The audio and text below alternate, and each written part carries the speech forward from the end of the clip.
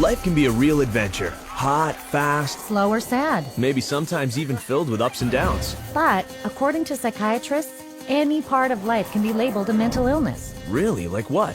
Let's say you're upset after a bad breakup. Well, that could be labeled depression, What if you're nervous before speaking in public? anxiety disorder, Or being really talkative and superactive?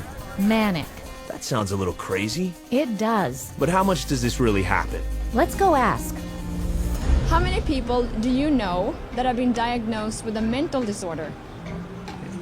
Diagnosed with a mental, God, off the top of my head, maybe one person that I know who's been diagnosed with a mental disorder. Probably just one. So, yeah, maybe 2 or 3 people, maybe in the 3 or 4 range. 4 or 5, maybe 5. 6 people in the household. 6, 7. 10. A dozen or so. About 20. How about 30? Would definitely be in the hundreds for sure. The total number of people that I know in my lifetime has been diagnosed with a mental disorder probably fall around the range of 100 to 150, and I'm 23 years old. Wow. But where are these disorders all coming from? From Psychiatry's Diagnostic and Statistical Manual of Mental Disorders. It's 943 pages long and covers everything from depression and anxiety to stuttering, cigarette addiction, fear of spiders, nightmares, problems with math, and even disorder of infancy. All reinterpreted and many falsely labeled as a brain disease. But people do have serious problems in life. Absolutely. But psychiatrists reduce them down to something wrong with your brain. So let me get this straight. Psychiatrists have a book of life problems reinterpreted as mental disorders? That's right. Wow. Then it must be backed up by a lot of science. You'd think so, but it isn't. Psychiatrists at one of their recent conventions admitted to it. Listen to this. DSM is made up by committees of men who have political opinion, and women too, who have biases and political opinions. And so there isn't nearly as much science in DSM as there ought to be. Like in the previous one, people had a meeting in the bathroom and they decided that something should be in there, and then they would go and propose it to the whole committee. You have this kind of lumping together of several observations, and when you get enough of them in one tent, you got a diagnosis. DSM system is not the real system of diagnosis. A lot of the disorders that are in there haven't necessarily been rigorously validated. It's just the best tool that we have available, but it is not perfect. It's so useless that if you give me a patient and the DSM, I'll make at least 20 diagnoses on the same patient. You have to take it with a grain of salt anyway. It's actually getting more and more complicated. We're left with diagnosing things on the basis of checklists and questionnaires, which leaves us sort of out of, as you said, the rest of medicine because we don't have a biological test. Amazing. The lack of science in the DSM is actually an open secret. Here's what some professionals have to say about it. The DSM is a sham. It's been described as a house of cards. Why? Because the diagnoses are theoretical. They're not based on scientific measurements. It's sort of a shaky level built on another shaky level, built on another shaky level. It is flimsy and that it is easily collapsible under the scrutiny of critical thinking. If you just pull one little fragment of the reasoning aside and question it thoroughly, you'll find it doesn't stand up, and then that means that the whole organism collapses because you've got some wrong premises in there somewhere. In fact, they're all over the place. It is indeed a house of cards because it's predicated on not a solid structure. It is built to create an apparently legitimate edifice, which results in a diagnosis. But any serious inquiry will show it to be illegitimate.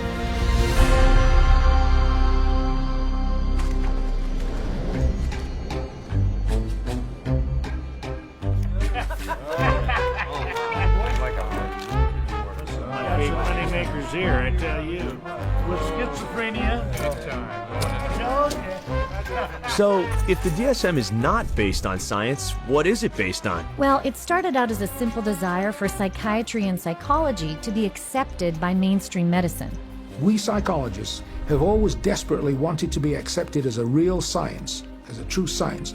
Now, what the early psychologists did was they looked around and they saw what other scientists were doing, and they decided to emulate them. Modern approaches to classifying psychiatric disorders dates from the 19th century. Nearly all the clinical concepts we have today originate from that time. Probably the most important of all was a chap called Kraepelin, who worked first of all in Heidelberg and then in Munich. Never heard of him. Emil Kraepelin is known as the father of psychiatric classification. He was the first person to classify what he thought were biological illnesses in the brain. There was dementia praecox, which is now called schizophrenia, manic depressive illness, and paranoid psychosis, all concepts that still exist in the DSM today. That's it? 3 disorders? Yes, only 3, but Kraepelin's system soon became very popular. Listen to this. Kraepelin's system caught on very quickly, not only in the German-speaking world, but also in the English-speaking world, in the United States and Britain. It caught on because up to that point, nobody had an agreed way of talking about patients. So in the early 1950s, there was compiled Diagnostic and Statistical Manual of Mental Disorders. Now, there are very few statistics in the book. Disorder is used essentially as a euphemism for illness. This is a book which catalogues mental illnesses for which no medical sign has ever been discovered. This primitive pamphlet was 130 pages long and listed 112 mental disorders, small compared to the current DSM, but much bigger than anything Kraepelin envisioned. Why so many? Because by defining more and more of life as abnormal, psychiatrists could get their hands on a huge amount of government money. Defining life? What do you mean? Well, things like holding your breath, biting your nails, thumb-sucking, sleepwalking, poor efficiency, even homosexuality. That's ridiculous. They added all those just to have people to treat? And more. Then the second version, DSM-2, came along in 1968 and expanded to 178 disorders, again to grab even more government insurance money. To do this internationally, the DSM-2 was specifically written to align with the International Classification of Disease, the ICD, a book extensively used in Europe and around the world that, apart from psychiatric diagnoses, lists real medical diseases. So that's how psychiatric disorders got accepted by mainstream medicine. It was a start, but the DSM-2 was still not scientific, as it was heavily influenced not by actual clinical testing, but by the theories of Austrian psychologist Sigmund Freud. Then there must have been a lot of neuroses in that book, right? Yep. But there was absolutely no knowledge of what caused them, nor did they even look for a cause. Inclusion of the disorder in the classification does not require that there be knowledge about its etiology. So in other words, to make a diagnosis, you really don't need to bother with cause and effect. You don't need to know what causes the condition. Wait a minute. If the DSM doesn't tell you what causes its mental disorders, how does psychiatrists discover them in the first place? The answer may surprise you. New diseases are being invented all the time, and I want to emphasize the word invented, because when it comes to psychiatry, mental illnesses are not discovered, they're invented. The way the system works in terms of diagnosis is that every few years a group of psychiatrists and psychologists sit around in a room and vote on new diagnoses. This is science? I can't believe it. Don't worry, you're not alone. The diseases are voted on? What do you mean? Did you say are they voted into existence? Are voted? As in created. Oh, man. I think that's kind of ridiculous. It's crazy that you would vote. I definitely don't agree. I don't agree with it at all. Mental disorders should be based on scientific research. I have been led to believe that it's all based on medicine and science. So I'm kind of shocked to find that out. Me too. There's more. Not only are mental disorders voted into the DSM, but now and then they are also voted out. Take, for example, homosexuality, listed in DSMs 1 and 2 as a mental illness. This is how the editor-in-chief of the DSM-3, Robert Spitzer, explained it. I came up with a definition in 1973 that made it possible to argue that homosexuality was not a mental disorder. On a vote, essentially, at a conference of the American Psychiatric Association, it was removed. Now, did they discover that homosexuality was not a disease through scientific processes? No.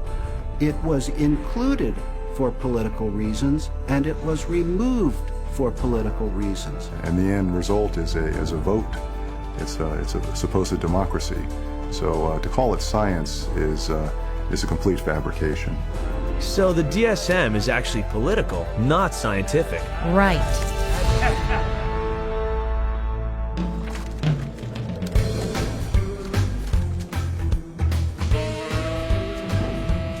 I thought psychiatrists wanted to be seen as doctors. You're right.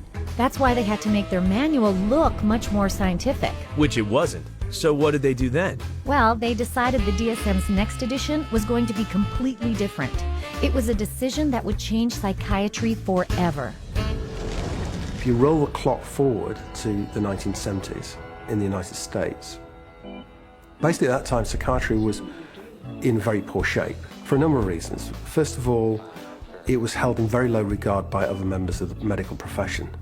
So psychiatry was the sort of thing you did if you couldn't succeed in any other area of medicine. And people such as Robert Spitzer in America made it very clear the time had come essentially for psychiatrists, being doctors of medicine, to practice medicine. So if a psychiatrist was spending a lot of time dealing with people who were anxious, depressed, these dilemmas, these problems in living now essentially had to be redefined, and they were redefined as medical conditions. And their solution to this was to come up with a manual which defined psychiatric disorders more carefully. So hence we have DSM-3, which is the third edition, which is published in 1980. Under Spitzer, psychiatrists editing the DSM-3 threw out Freudian psychology and decreed that from now on, psychiatry's diagnoses were purely biological. So they finally became scientific. No, actually, not at all. In fact, the political bickering over what disorders to put in and what to leave out of the DSM-3 was even more ridiculous. Here's what one psychiatrist had to say about it. They would squeeze into a room which was about half the size of this one. It was much too small.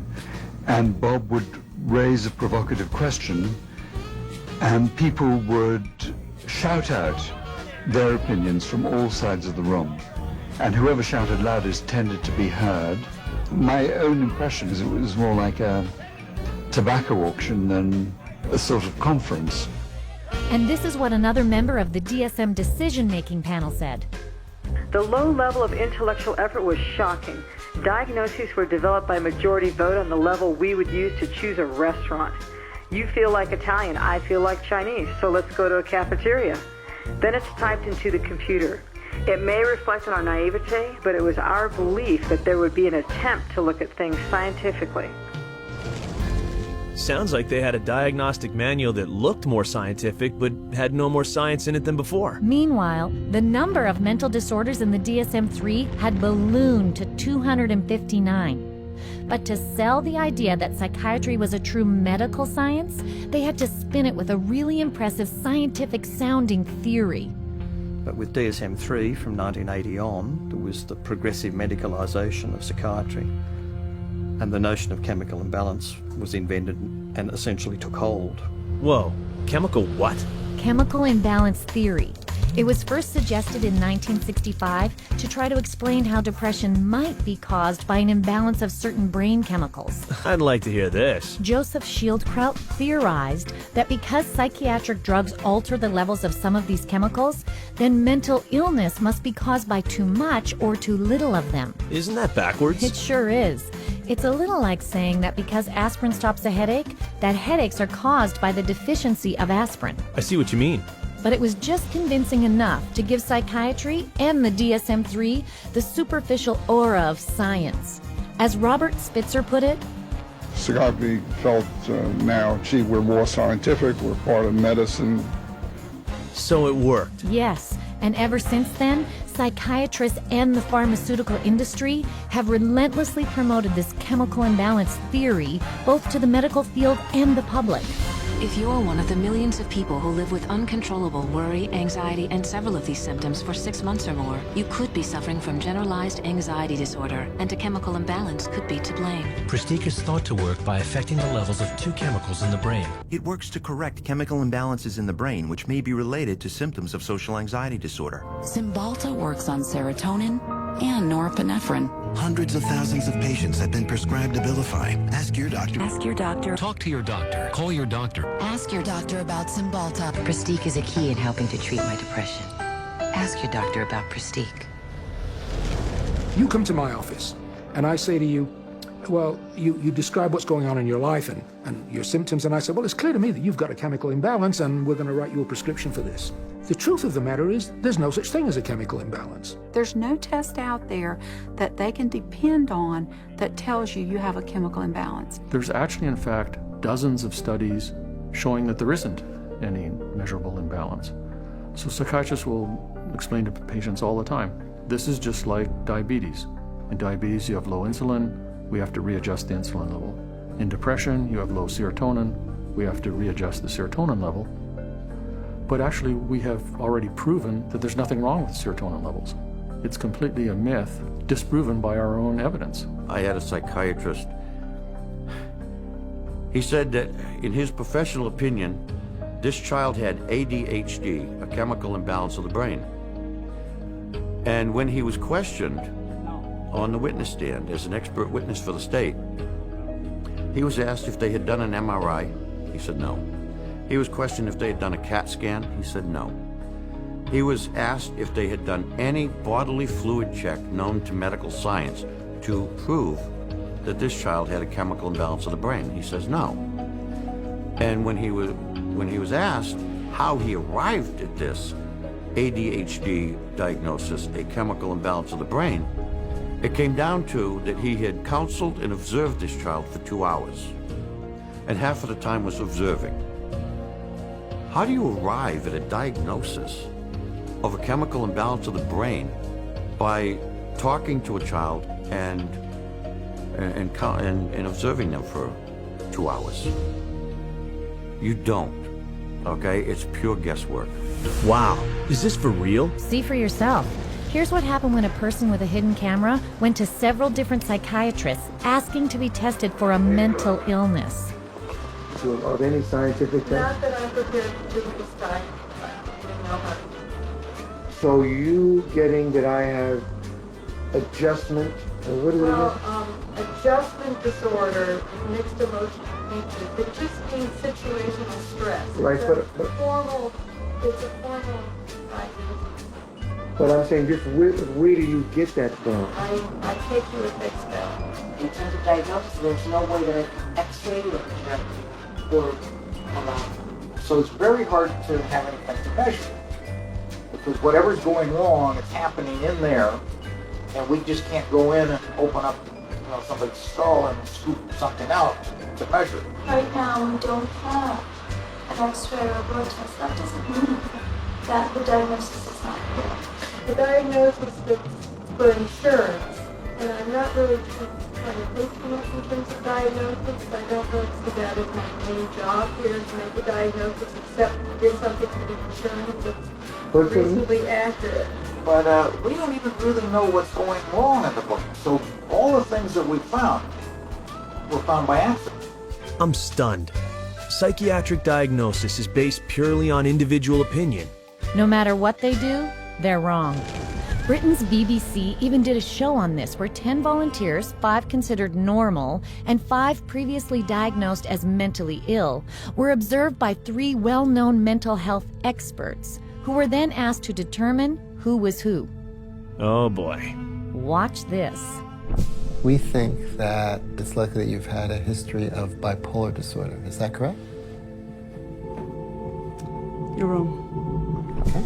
We've come to the conclusion that at some time you've been diagnosed with a mood disorder. You're wrong. We were wondering whether at some point in your life maybe that you had suffered from a significant psychiatric problem of some kind or other. No. Not at all? You are wrong. All right, okay. 3 wrong diagnoses in a row. After a whole week of observation, the panel have identified just 2 out of 5 disorders. So much for science. You got that right.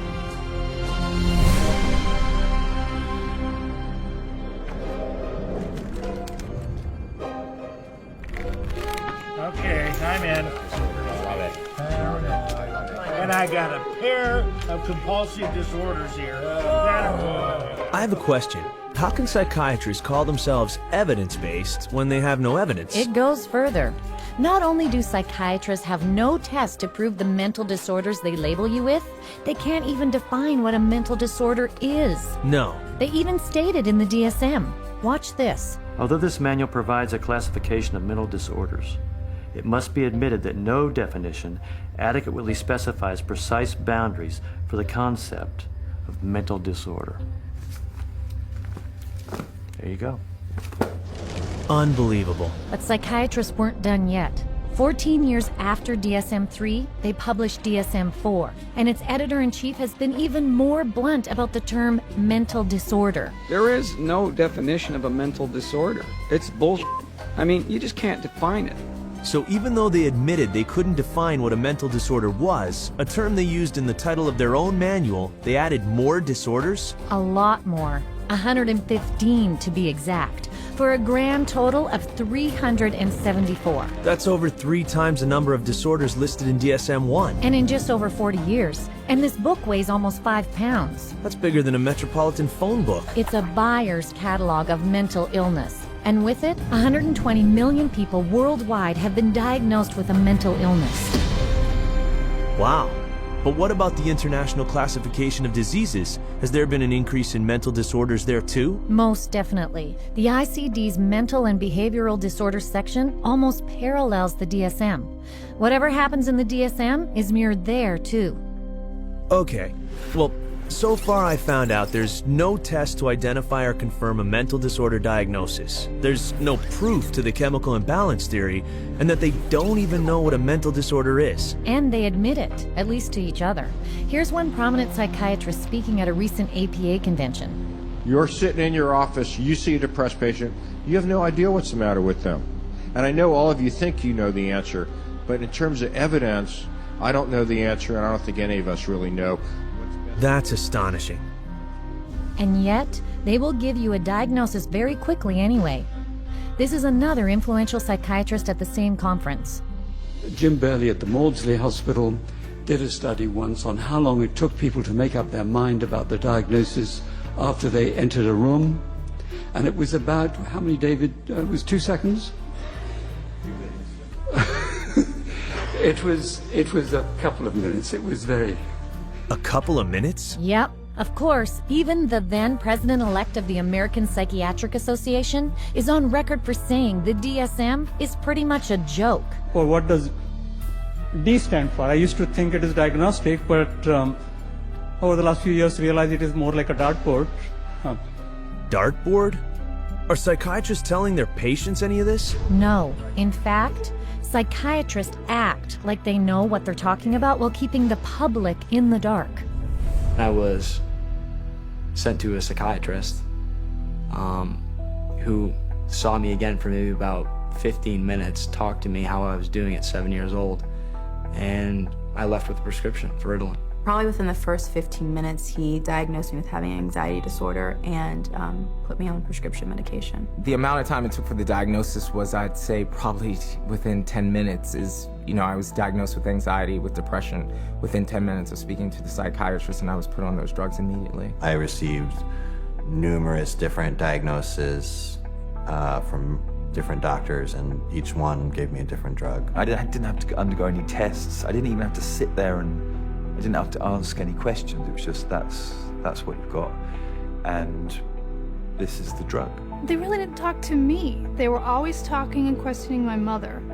It was all about getting the information from her and not from me. It doesn't make sense to me. I researched it, I done my research, and I still can't fully understand how you can diagnose somebody with a short attention span. There was never an explanation. Nobody really knew what it was or why it was caused or how did you get it, why did anybody have it, and what could anybody do about it.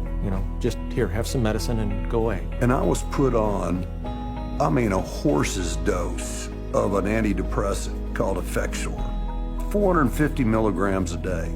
They say if you're on 300, you're comatose. It wasn't always Ritalin.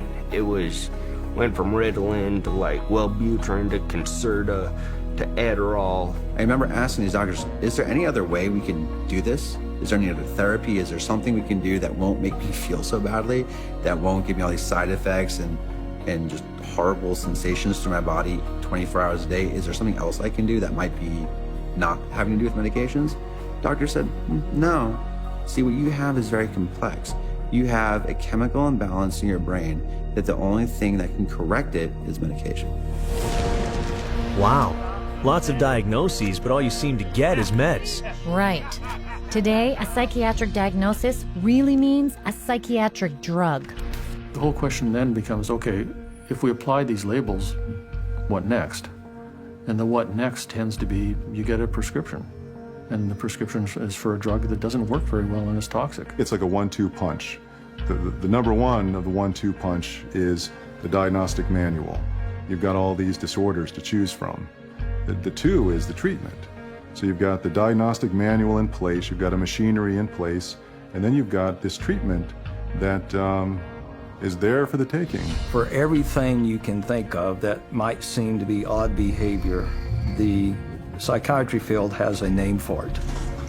And then for every name of every diagnosis you have, there's going to be pharmacology behind it, and they have a pill for it. Let me fan it out and pick a card, and there you go. Here's your label, and there's the drug that we'll give you to go along with that label. 98%, maybe 99% of people will get a diagnosis that justifies the use of a medication and also a follow-up appointment.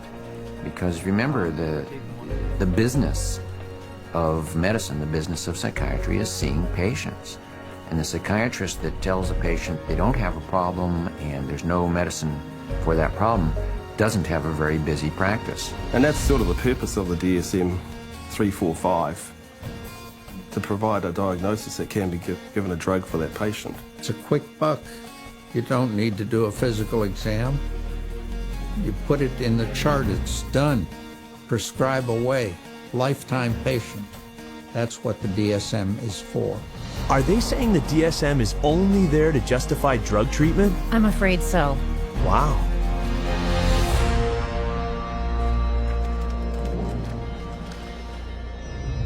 I love all these drugs out here. I mean, it's just... So if psychiatry's primary treatment is drugging, there must be a lot of drug prescribing out there. Absolutely. Did you know over 600 million scripts are written for psychiatric medications every year? Whew. But what about the patients who don't want drugs? Actually, the DSM has a category for that, too. It says V15.81, non-compliance with treatment. Now, this category can be used when the focus of clinical attention is non-compliance with an important aspect of treatment for a mental disorder or a general medical condition. If you refuse treatment, then you probably are mentally ill, ipso facto, by that fact alone.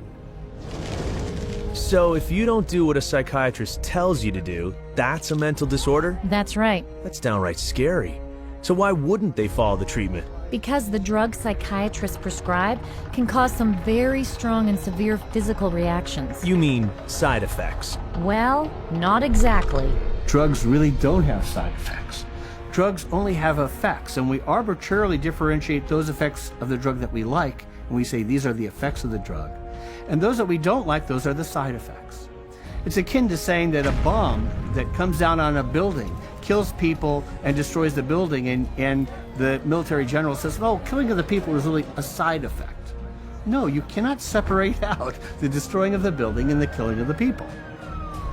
And so these are not side effects, these are direct effects of the drug creating disaster. People think antidepressants are going to make them happy, but it's not what they do. They numb them down, and then in themselves there's a withdrawal state from the antidepressants. They just become like robots, some of them. They're not actually able to experience the whole variety and range of human feelings and emotions and work with them and express with them and share them with others. Because once you sort of put somebody on a heavy dose psychotic drug, I mean, you're just dehumanizing them. These are very potent, very toxic medicines, cause on themselves diabetes, high cholesterol, cause what's called a metabolic syndrome, truncal obesity, premature hardening of the arteries. They affect the heart and the lungs and the kidneys, and you never know exactly what to expect. Most psychotropic drugs lead to massive weight gain. Some of them, like olanzapine, for example, can lead to weight gains of 25, 30, even 40 kilos in a year or two. And that is serious. One of the side effects is it affects your sexual performance abilities. In people who are on a lot of medication, they're just totally unable to detoxify through their liver, and then other functions of the body shut down one by one. These drugs have on their labels may increase risk of suicide and homicide in people who take them, just like a carton of cigarettes tests to say may be hazardous to your health. And there's cases where many people who commit suicide or commit acts of violence are on these medications, which definitely has this type of side effect. You look at the side effect profile is identical to what they're trying to treat, and in some cases worse, and especially in the instance of suicide, then you can see that it's an extremely treacherous area with very, very little actual science behind it. Are you kidding me? These are dangerous drugs. Yes, and there have been thousands, maybe even millions of victims who came to psychiatry for help, but were given drugs that ultimately destroyed them. People such as Candace, on Zoloft because she was nervous before tests. Stephen committed suicide 19 days after being placed on Prozac. Julie, planning for college, hanged herself after only 7 days on Zoloft. Matthew, 13 when he hanged himself. Matt, a 21-year-old on a mix of psychiatric drugs. Caitlin, on Zoloft and Trazodone. Beth, put on Paxil for sleeping problems. Matthew, after starting Lexapro. Charles, on Clozaril. Caitlin, a 12-year-old. Megan, Aaron. Wait. This is insane. Are you telling me all these people who killed themselves had been taking psychiatric drugs? Yeah. An estimated 42,000 deaths a year have been linked to psychiatric drugs. Wow. That's over 3,000 people a month. They should take these drugs off the market. Absolutely they should. But because these drugs are by far the main treatment psychiatrists offer their patients, they downplay the risks, and their patients pay the price. When you get on the psychiatric drugs, you feel just like you don't really want to live anymore. Like, just depressed all the time, and you feel sad. You don't feel like you're in your own skin. It almost feels like you just want to come out of your skin all the time. Get really bad headaches, I'd start shaking, I wouldn't sleep very well, I'd have nightmares. I had started shaking really bad, and it was like uncontrollable, you know, and it's like, I don't understand why I shake so much. It brought on the symptoms that I was trying to escape from, very severe. I'd go through spells where I'd just be completely just dead. There would not be me there. I'd just be standing there and there would be nothing. I think we all have emotions, happy, sad, situational emotions in life, and it didn't allow me to experience them. You don't experience tears, you don't experience a lot of laughter. It just makes life real flatline. I described to a friend of mine as like waking up in a manila folder and it's a cloudy day. Everything is boring, unmemorable, unspecial. It changed me. It changed who I was. It changed the essence of my personality. It just started making me worse. And I got in such bad fights with my brother. I scratched his face up and, stuff like that. I started to experience suicidal ideations almost immediately. And I had never had any feeling like that before. I remember when I was at home one day, I had taken my medication and I thought about killing myself, and I got really scared, so I ran to my brother and I told him, and he just held me and told me not to give up and to just keep trying. And I actually thought that's maybe the one thing that I do have control over, that I could, I could off myself, and I would be out of this roller coaster of an existence. I have been raped. I have been coerced into doing things that I do not care to speak of. But just to put it in perspective, even having experienced that, the experiences in thoughts and loss of self that I had, being put on Prozac was the worst violation I have ever experienced. I'm speechless. People don't even know what these drugs are doing because they trust their psychiatrist. Not only that, recent studies have shown their drugs like antidepressants don't cure disorders any better than a dummy sugar pill, a placebo. So, just to recap, not only does the DSM provide the label psychiatrists put on you, but it justifies their drugging you with powerful drugs that have lots of side effects and don't even work. This is really messed up. Definitely. And yet, they still cling to the idea that they can correct your unwanted behavior with chemicals.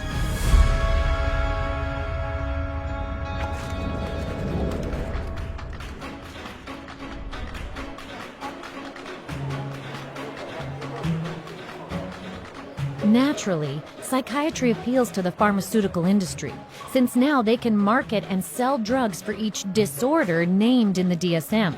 I know those marketing campaigns, they're everywhere. Yes, but if you'll notice, they're also marketing the disorder. Drug companies advertise DSM disorders in print, on television, and the internet, urging them to talk to their doctor. They put their paid experts on talk shows to talk about the latest mental illness epidemics. They plant newspaper articles about them and even hire psychiatrists to conduct studies and write papers to give the disorder the air of science. Because if people think they have the disorder, they'll ask for the drug. Exactly. The pharmaceutical industry markets disorders. Because if you can market a disorder, then you've got something to sell your product to treat. So people suddenly come to think of things they previously didn't regard as a disease state as a disease. Go to the doctor, see the psychiatrist then prescribes the drug that the drug companies have received FDA approval for, and everyone is happy except for the patient. They're all working together, the psychiatrists, the pharmaceuticals, and one feeds the other. So again, job security for the pharmaceuticals and also job security for the psychiatrists. And it's not just drug companies pushing these diseases. One psychiatrist, Joseph Biederman, created and popularized a disorder called pediatric bipolar. He actually said it can begin from the moment the child opens his eyes. Bipolar, as in mood swings? For children? Unfortunately, yes. In just 9 years, Dr. Biederman fueled a 40-fold boom in the number of children labeled with bipolar, most of whom were prescribed powerful antipsychotic drugs meant only for the most seriously mentally ill. I had no idea. The psychiatrist editing the DSM-4 admitted the DSM's part in creating the child bipolar fad. Well, we learned some very, very painful lessons in doing DSM-4. But inadvertently, I think we helped to trigger 3 false epidemics. One for the childhood diagnosis of bipolar disorder. Too late now, isn't it? For many kids, yes. And since psychiatrists claim that mental disorders like bipolar can't be cured, psychiatrists and drug companies have made customers for life. So it's a natural partnership. Absolutely. Drug companies provide tons of research money to psychiatrists, who then come up with even more diagnoses to treat with psychiatric drugs. Drug companies have become increasingly dependent on mental illness diagnoses in order to maintain their profit margins. And psychiatrists and increasingly clinical psychologists are more than happy to manufacture mental illness in order to make that happen. Hence, the increase in size of the Diagnostic and Statistical Manual of Mental Disorders. The strategy is how many people we can diagnose with a particular label that would be broad enough to include a ton of people in it. And the mentality behind that is the sale of the pharmaceutical drug, which eventually becomes the treatment. These drug companies are making a lot of money, and they're spilling that money and sending that money to people that will help support their cause. So it's not a surprise at all that they have infiltrated so many of the committees within the DSM and so much of our own medical education. Wait a minute. The drug companies have infiltrated the committees of psychiatrists deciding on what disorder to list in the next DSM? On DSM-4, 56% of the committee members had personal financial ties to pharmaceutical companies. the very industry that stood to gain from the 115 extra diagnosable mental illnesses that were voted in. So of course you see more diagnoses that will be treated with drugs. And way more symptoms listed for each one. The whole world is being made crazy, really. And we have these proliferation of categories which have become more and more encompassing, encroaching in ordinary everyday life. There isn't a human being on the planet who doesn't have at some point, if not several points, in a day or a week, distress. It's part of being human. But to say that because you have this distress, that you now are diseased? If you take a god man in India who wanders around with a shawl and meditates for 17 hours a day, drinks rainwater and engages in some kind of spiritual or religious discipline or practice where he might roll on the ground for 100 miles to a holy place, people there don't persecute those individuals. They accept them as people engaged in religious practices. But here, if you took those same individuals in India and you had them walk across a campus in America, they would immediately be arrested and put into a psychiatric facility because they're manifesting psychosis. This varies by culture. What do we want to straitjacket everybody? Is everyone going to be the same? What about people that do have a little bit odd behavior? Is a little odd behavior bad or dangerous? It's just different. You want this thing to cover, all manner of aberrant human behavior.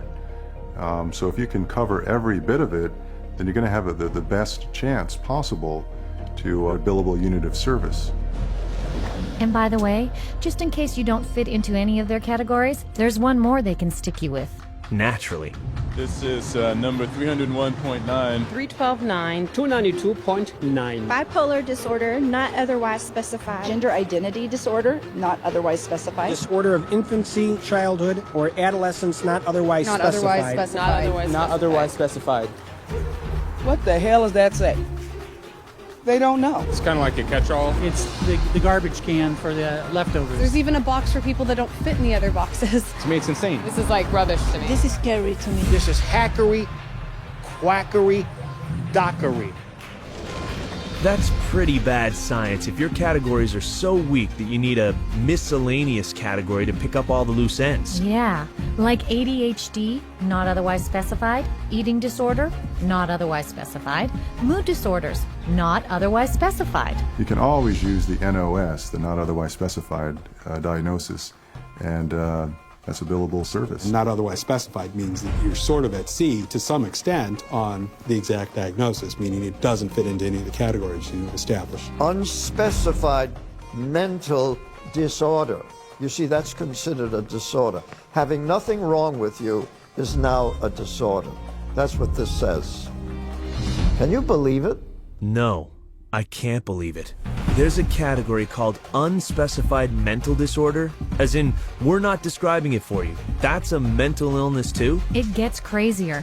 According to the DSM, you could also be diagnosed with a mental disorder it doesn't even list. You're kidding. Listen to this. These diagnostic criteria and the DSM-4 classification of mental disorders reflect a consensus of current formulations of evolving knowledge in our field. They do not encompass, however, all the conditions for which people may be treated or that may be appropriate topics for research efforts. It's even in the language of the introduction, it's basically saying we're trying to have a diagnosis to cover all the bases of anything that somebody could come in complaining about, which is, again, entirely backwards from how medical diagnoses are come to. This DSM isn't even close to medicine, is it? Nope, it's pure marketing.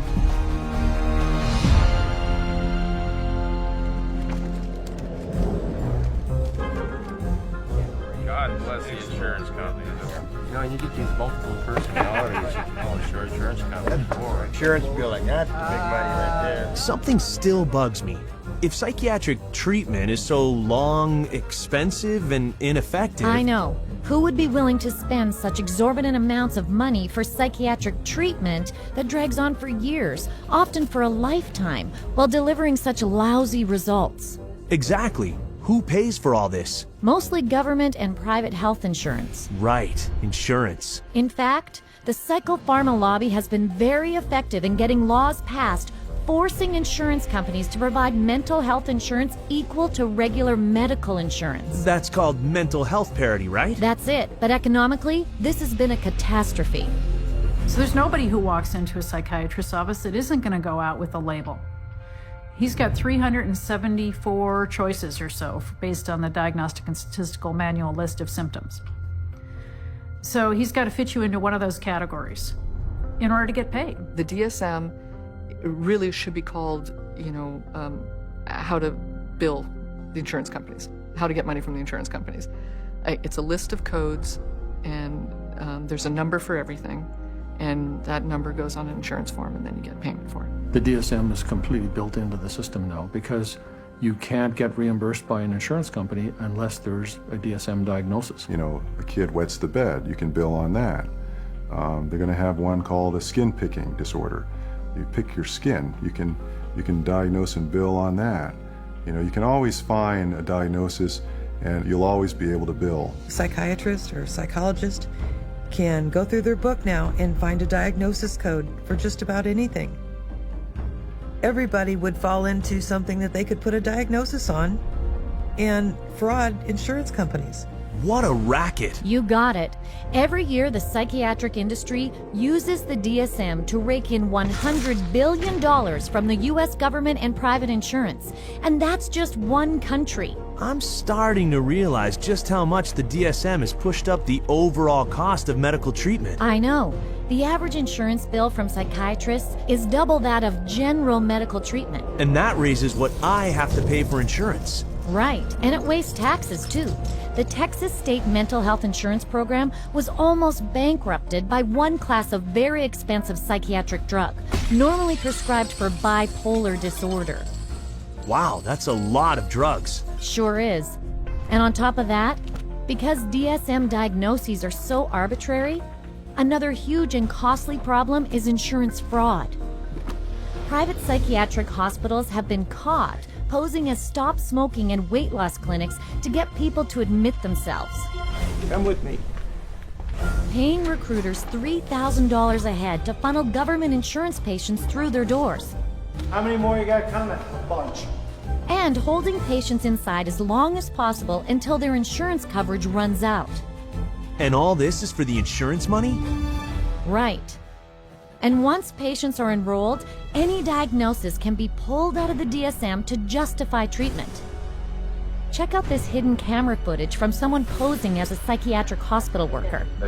I'll say patient display. That's how my opening is always a classic. Patient display. He's sort of, what do you think? You think he's, I thought, I've interacted with him a lot. I thought he's always appropriate. He's always... But under behavior, what's some good words in here? He's not negative. He's sort of intrusive a little bit. Not really. He doesn't push limits anymore. He's really actually intrusive. He acts sort of anxious. Focus on the negative. And why should we focus on the negative? Because that's how they get paid. This is what they told me. You write what you want to write. I know I got to write for you. So I know what I have to write. You know what I mean? So that's why why do you have to write it? So this place can get paid. Oh, okay. It's a business thing. It's not like I'm lying, but I always pull the negative out. You're supposed to. They tell you to. What? The negative? Pull the negative out. You pull it out of them. That can't be ethical. It's not. And that's just the beginning of the fraud. Psychiatric providers have also been caught billing insurance companies for having them listen to music, watch television, or play bingo, charging for wake-up calls, theater tickets, or trips overseas, or for claiming to treat people who are in jail, in a coma, or even dead. No. Some psychiatrists have even been busted for having sex with their patients and billing it as therapy. That's sickening. As one insurance fraud director said, the extent of the fraud is limited only by the imagination. I had no idea. Not many do. Mental health fraud cheats insurers and taxpayers out of $5 billion every year in the United States alone. They should arrest these criminals and throw away the key.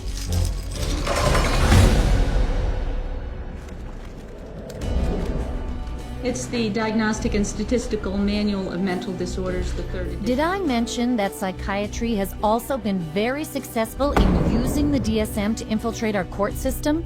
The courts, too? Yep. The clinical diagnosis of a DSM-4 mental disorder is not sufficient to establish the existence for legal purposes of a mental disorder. That's a very interesting point. Basically, what the authors are saying here is that the material in the DSM has no utility in the courtroom in deciding guilt or innocence. It should not be used in courtrooms as part of the legal process. Wait a minute. Didn't the DSM just state that it cannot be used to establish the existence of a mental disorder in a court of law? Precisely. And yet, it is used all the time. Yeah, like in the insanity defense. More specifically, not guilty by reason of insanity. How about custody battles, civil commitments, probate court? She doesn't currently suffer from any type of mental illness that would make her a danger. I've read about psychiatrists appearing in court on opposite sides, each using the DSM to bolster his case, yet each accepted by the court as an expert witness. There was no evidence, as far as I could see, for psychosis or delusions. Because he's suffering from narcissistic personality disorder and a delusional disorder. A complete contradiction. It hasn't always been this way. In the beginning of the 20th century, a psychiatrist in a courtroom would be laughed out of the courtroom by and large. Today it's commonly accepted testimony as long as it's in accord with the DSM. The danger in using the DSM in a court setting is that you're using a vocabulary that the judge or the jury doesn't fully understand. They are, by concocting these psychobabble words, it makes it seem like there's something there that may not be there. The courts have allowed all this junk science to come into the courts, and they've made case law on it, and once the case law is made, we're stuck with it until it gets overridden. They come in with tests, they come in with their diagnostic categories from the DSM, and they say, we've done tests, we've determined that this person has this numbered malady, and therefore they do. And there's almost no way to pry a judge out of accepting that. When a psychiatrist makes a diagnosis in court, is that the person is sent to a mental institution, deprived of liberty, and we have no idea whether he's guilty or not. On the basis of DSM diagnoses, someone is involuntarily committed to a psychiatric institution every 40 seconds. That's just so wrong.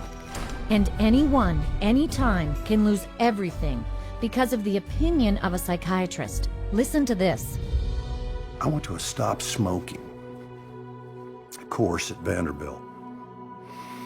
And the doctor, the lady that ran the program said that she goes, we need to get you on a stop smoking medication. So she prescribed me Zyban. Well, after the fact, I find out that Zyban is nothing but this really powerful antidepressant called Wellbutrin. Yeah, I stopped smoking, but I had no idea the hell. I mean, the hell. The hell's gates were being opened when I started taking Zyban.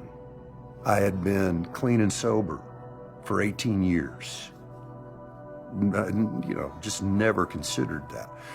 But something about that, I started experiencing the craving to drink again, and my life fell apart.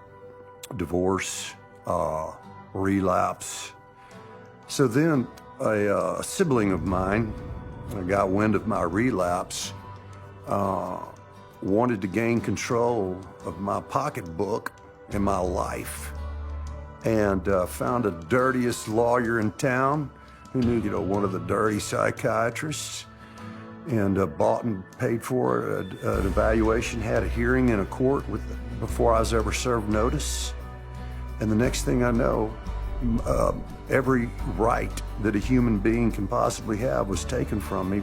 And you have less rights as a conserved person than you do as a criminal. I mean, you are stripped of every right. You can't enter into a contract. You cannot marry. You cannot sue. You cannot even fight the legal system that has involuntarily put you in this. And it was all based on the psychiatrist's diagnosis, who never evaluated me. That's unbelievable. He was just trying to quit smoking, but instead got a psychiatric diagnosis and his rights taken away? All his money gone, too. Not to mention being incarcerated in a mental institution. But if you think what psychiatrists do to individuals in our court system is bad, wait till you see what happens to families. Children are taken away from parents every day in these juvenile courts because a person with a PhD or an MD after their name comes in and says, I've shown ink blots to a person, and they may be a risk to a child. Just in my little state of Massachusetts here, there are 11,000 children in captivity taken away from families at any one moment. And almost all of those children are being drugged. And our own commissioner of children and families testified under oath that they drug 88% of the children that they take out of the families. 88% drugged? That's almost a sure thing. And that's just the tip of the iceberg. All over the world, psychiatrists are using the court in any number of ways to take away people's rights and destroy families. Just watch. Psychiatry has affected my family through the family law court rulings. The family law court has a court-appointed child psychiatrist who, it appears, determines the future of the child. It's just like a business in the court system that they forced you to undergo all of these psychological evaluations, and you have to pay thousands of dollars, but at the end of the day, it has been supported by no evidence, nothing. They said to me, Deb, you have a choice. Either you bring your son to get medicated, or we'll take your child away from you and put him in a home that they'll medicate your child. And then good luck. Basically, they were saying, good luck, Deb, to try and get your son back, but you'll get him back medicated anyways. And they put her in hospital, and that's when the psychotropic drugging started with Becky. And at that stage, I had no say over it. They refused to let her go. They would not let my daughter go unless she take medication. This was again a recommendation from the psychiatrist that once my son was radically ripped from his home and literally kidnapped and put in a new home with a perpetrator of domestic violence and of sexual assault, and is where he now lives, this psychiatrist said that he was never to have any counselling and never to see anybody. To have your family just disrupted like that, ripped out from under you, really, your whole life, just gone like that, and then you have to fight every day to get him back.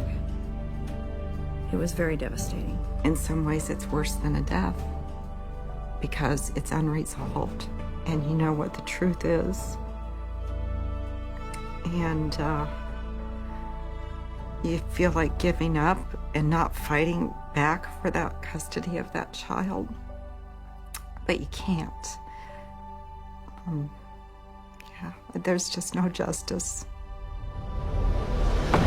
This is terrible.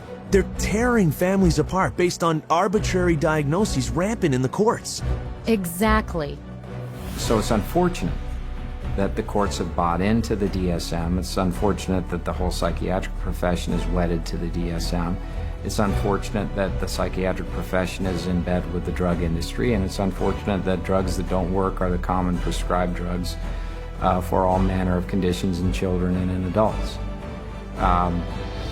It's the wrong way to go.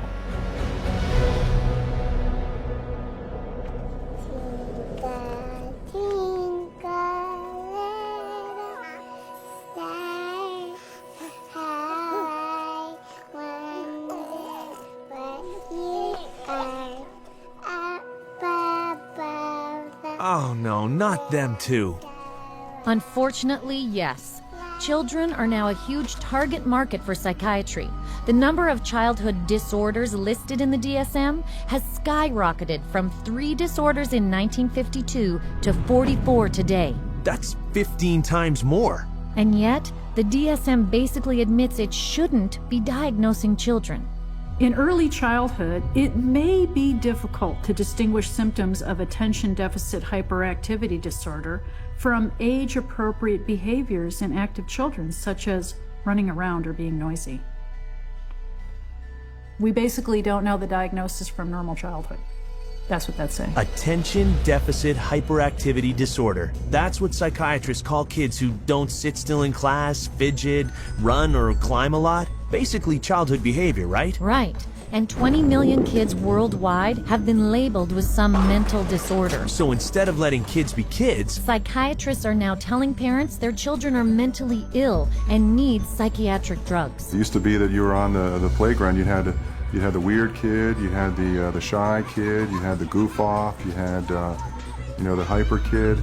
You can't have that anymore. Now it's all medical diagnoses. For them to come up with new diseases and new issues and diagnosis in their book, it doesn't correct bad behavior, okay? They can give children all the pills they want. It still doesn't correct bad behavior. Thinking still is, you must fit into this mold. And if you don't fit into this mold, there's something wrong with you. And if you're not the person who designs the mold, too bad for you. A child is labeled and then they're brought to professionals who are trained a very particular way. They're all being trained that if the child fits into this category, then we should consider putting them on Ritalin because that's what they do. That is the protocol. The way the Ritalin will be marketed to the parents is that they will say, this is a drug to calm your child down. What they won't say is that methylphenidate is a form of speed. It's a form of amphetamine, and what we're actually doing is overdosing your child on speed. It's a stimulant. So naturally it's going to increase heart rate, increase blood pressure, and you put a kid out on a football field on a hot summer day, and his risk of having a cardiac event of some sort has just gone up. You know, I heard that stimulants given to kids diagnosed with attention problems are chemically very similar to cocaine. Yeah, and they have such a high potential for abuse, they're listed by the US government in the same category as morphine, opium, and methamphetamine. So who are psychiatrists going to drug next? Babies? Exactly. They're using what they call Diagnostic Classification 0 to 3, or DC 0 to 3. It's like a mini DSM for babies and toddlers. Listen to this. We already targeted our school children with ADHD and bipolar. That's already done. That was done 20 years ago.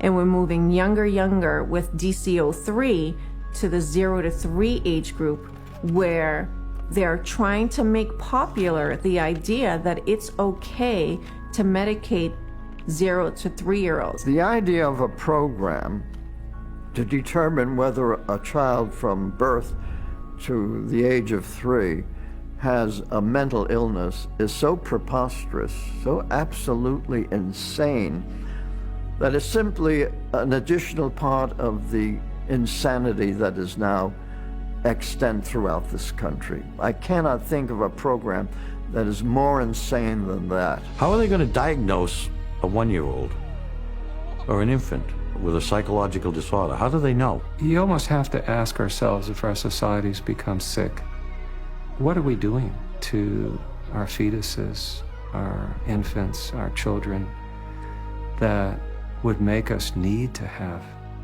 psychiatric medications? We're rolling dice with life. We're rolling dice with our children who can't even discuss it with anybody. They have no control. They are the helpless victims, and the ones who are supposed to protect them and care aren't armed with the facts. If parents knew all this, they'd be furious. You bet they would. But watch out, because the DSM also says you could catch a psychiatric disease from your children. You can't be serious. It's in the DSM.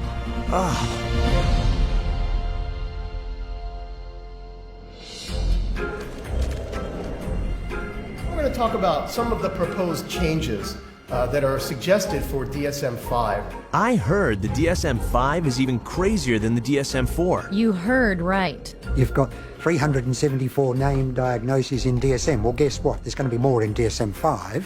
Why do we all of a sudden need a fifth DSM-5? Psychiatry wanted to broaden the horizons of mental health problems, of disorders.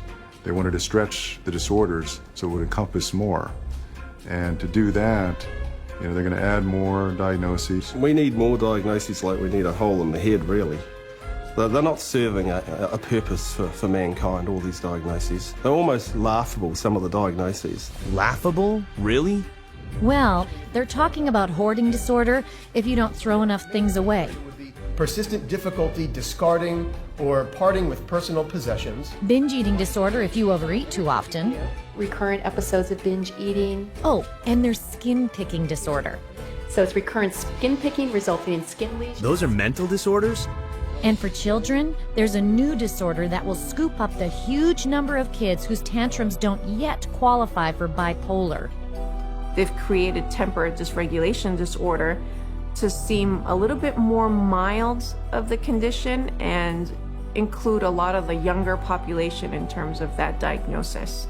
And what it essentially does, it just broadens bipolar disorder into a whole other new category. And where they don't fit into bipolar, now they can fit into this other diagnosing criteria. So the net is getting wider and wider. More than you know. They're even considering adding a label for spending too much time on the computer. Internet addiction diagnosis. It's another example of, just taking something going on in the popular culture that's, pretty widespread and then finding a way to pathologize it. I know people personally that spend 12, 13, 14 hours a day on the internet or social networking groups like Facebook. So there is something going on there. But is it a condition that we need to then label and drug? Absolutely not. That is laughable. Yeah, until you consider that in China, the government has already set up psychiatric clinics that treat teenagers for, quote, problematic computer use, sometimes using electroshock to cure them. No.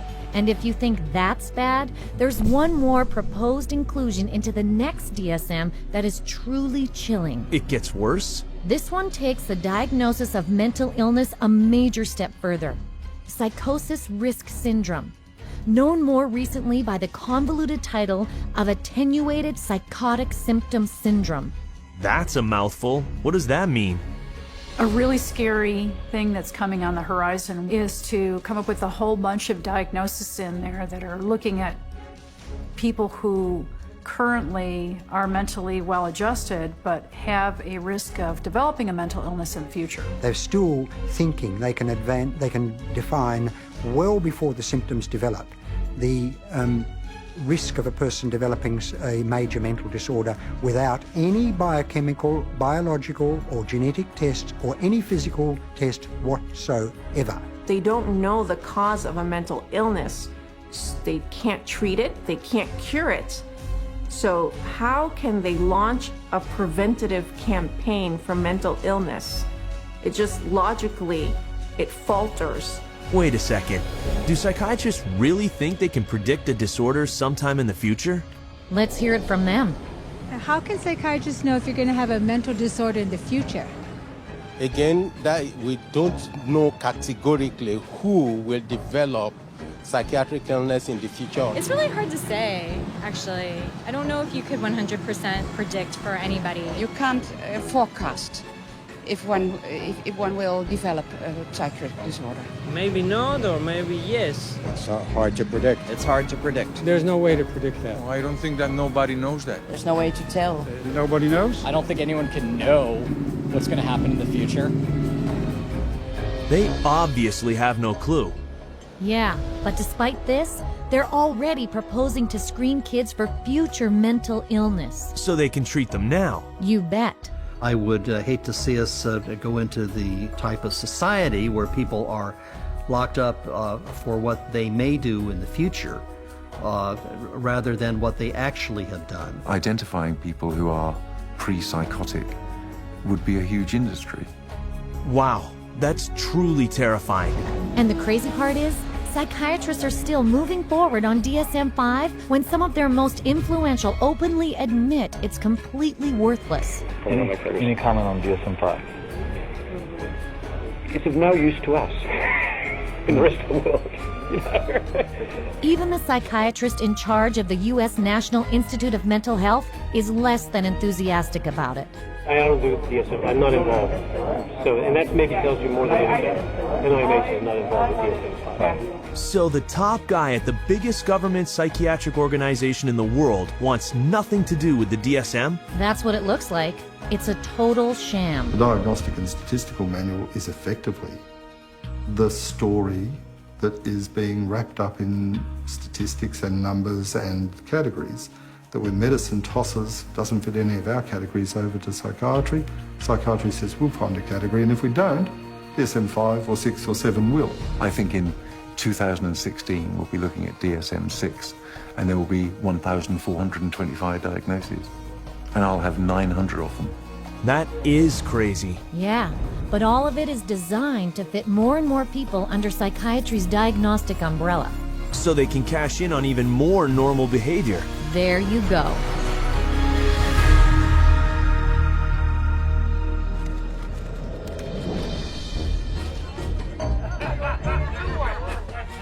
So, if the DSM is so completely useless, why are psychiatrists... Oh, gotcha. It's all about money, isn't it? With psychiatry, it's always about money. And it all starts with the DSM. As Robert Spitzer said, the American Psychiatric Association found out it could make a lot of money by selling it. They've made a tremendous amount of money. Every time they revise the DSM system, the American Psychiatric Association makes a hell of a lot of money. A hell of a lot of money? How much are we talking about? $6.5 million in sales a year. Whew. But it's not just selling the DSM that rakes in the profits. Psychiatrists and drug companies make money every time they use it to diagnose someone.